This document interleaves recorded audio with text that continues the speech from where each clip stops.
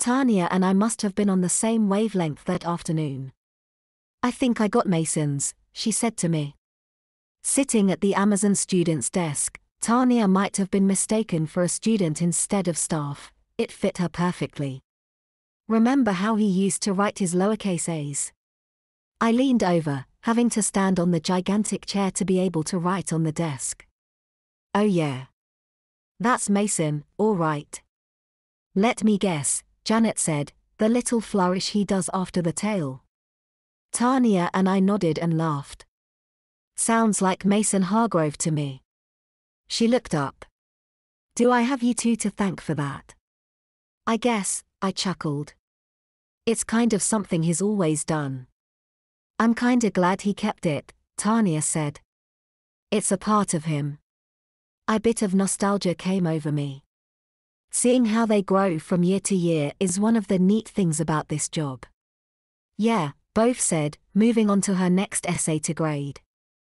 Tanya and I shot each other a look. Both was probably just agreeing for the sake of agreement. Most of her students stayed in her room for years at a time, or their Amazons withdrew them to a private daycare. Both's kids never grew up. They'd all already done that by the time they got to her. Life isn't fair. It's complicated. We got back to grading. The laughter could only last so long before drudgery kicked in. A few more minutes of reading this third grader's account of them looking up to their softball coach, or that third grader's rambling about the latest pop star, and Tanya broke the silence. Oh, how about that joke, Mrs. Grange? Janet looked up from her stack of essays. What joke? The joke about your husband. Tanya said. The one you told me when we first started talking. I've been trying to tell Clark, but I just can't quite get the details right. Is that what Tanya had been doing the last couple of weeks? Something about somebody painting a house, and a cat, and gasoline. I'm still not sure, even as I write about this. Janet looked like she'd just tasted sour milk, or like she was constipated. So that's what that looked like from the outside.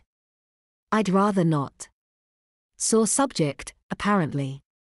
Oh, come on. Tanya was already starting to laugh. It was a really good joke.